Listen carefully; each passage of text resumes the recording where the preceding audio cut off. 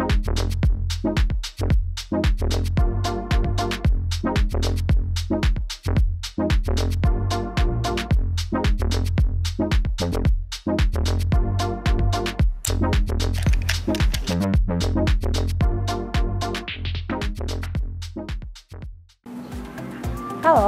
welcome back to my YouTube channel.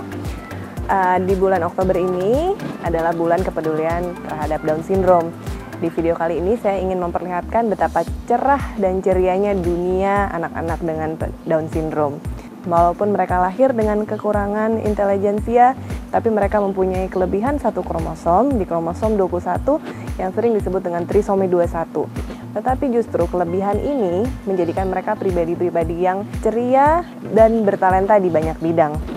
Contohnya mereka dapat menghasilkan karya-karya seni yang indah, lukisan yang indah yang tidak kalah dengan anak-anak normal. Mereka juga dijadikan inspirasi fashion.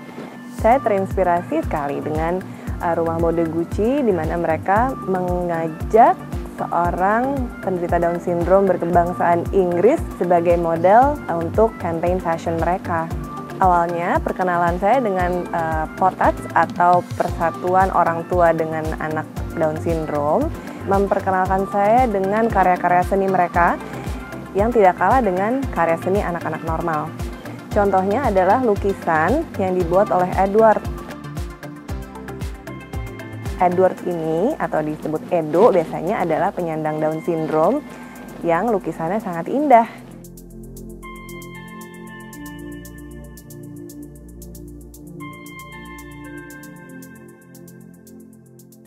Down Syndrome disebabkan oleh duplikasi dari kromosom 21 yang menyebabkan adanya 3 kopi dari kromosom dibandingkan biasanya hanya ada 2 kopi.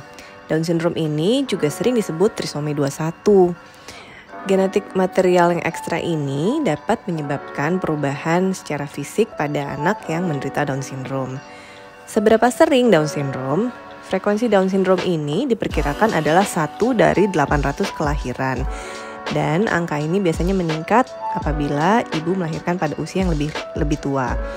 Down Syndrome adalah kelainan kromosom yang paling sering ditemukan pada anak lahir hidup. Apakah anak dengan Down Syndrome memiliki masalah mata?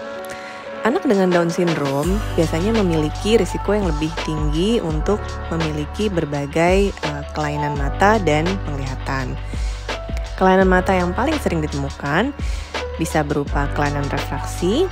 Biasanya 80% anak dengan Down Syndrome membutuhkan kacamata dibandingkan anak lain. Biasanya bisa disebabkan karena miopia, hipermetropia, dan atau astigmatisme atau silinder. Kelainan refraksi ini dapat muncul pada usia muda sekali atau bisa saja muncul pada usia mereka sudah lebih tua. Kemudian kelainan yang lain lagi adalah strabismus atau juling.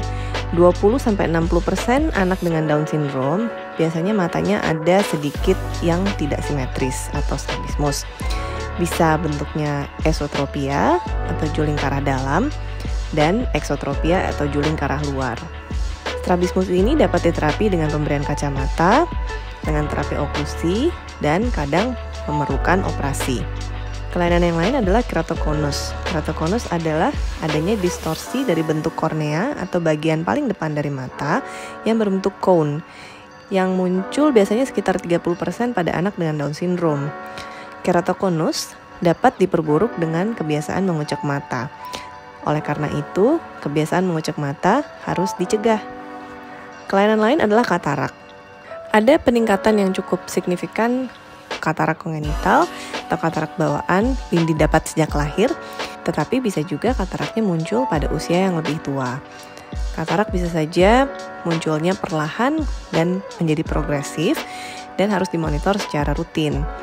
Dan apabila perlu, dapat dilakukan operasi sesuai dengan kondisi kataraknya. Kelainan lain adalah glaukoma. Anak dengan Down Syndrome memiliki kemungkinan yang lebih tinggi untuk menderita infantile glaukoma, yaitu di mana tekanan bola mata mereka tinggi. Kelainan yang lain juga adalah blefaritis atau inflamasi pada kelopak mata yang biasanya gejalanya kemerahan di tepi dari kelopak mata disertai dengan keropeng di area bulu mata dan biasanya menyebabkan rasa mata yang perih, kering, dan rasa terbakar atau panas.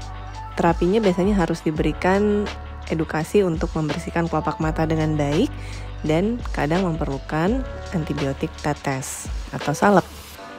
Kelainan lain juga yang sering ditemukan adalah matanya sering berair yang berlebihan.